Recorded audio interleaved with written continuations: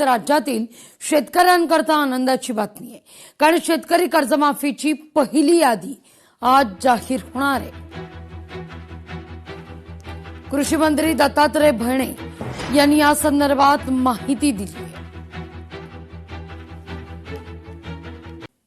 या घडीला महत्वाची बातमी समोर येते. पश्चिम विदर्भात बोगस बियाणं प्रकरणात 75 एफआयआर आहेत.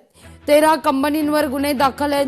तब्बल 12,000 शेतकऱ्यांच्या कृषी विभागाकडे तक्रारी सुद्धा आहेत.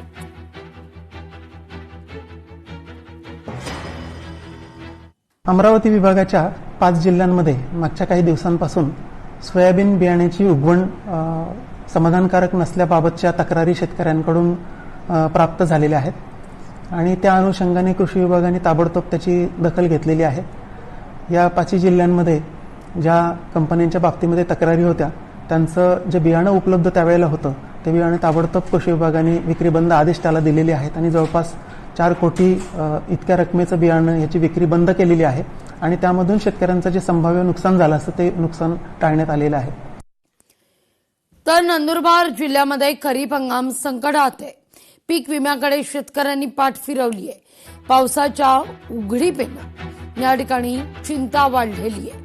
या ठिकाणी पावसानं केवळ उघडझाप अशी भूमिका घेतलेली आहे.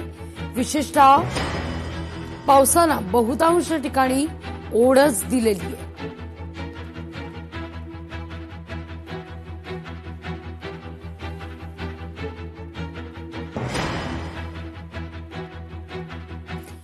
लोकसंघर्ष मोर्चाचा नंदुरबार जिल्हाधिकारी कार्यालयावरील घेराव मागे.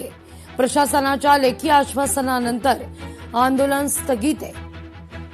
बांगडा अंबारीच्या वनहक्क दाव्यांवर प्रशासनाची दखल आहे.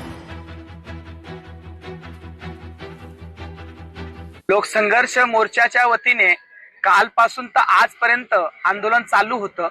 हे आंदोलन वन दावे धारकांसाठी चालू होतं. भांगडा येथील शेतकरी यांची जमीन बटालियन यांनी जी जप्ती केलेली आहे ती जमीन त्यांना खेळण्यासाठी देण्यात यावी, कारण की बटालियन याला जी जमीन देण्यात आली ती बेकायदेशीररित्या आहे. म्हणून या विषयावर आज कलेक्टर मॅडमने पुन्हा अजून 2-3 मीटिंग घेतली, चर्चा केली आणि त्या चर्चेच्या माध्यमातून मॅडमांनी व आम्ही सर्वांनी निर्णय घेतला की जे वन दावे धारक आहेत त्यांची व बटालियन यांची सोबत 23 तारखेला मीटिंग लावणार आहेत. लोकशाही मराठी ऐका, पहा, जागरूक रहा.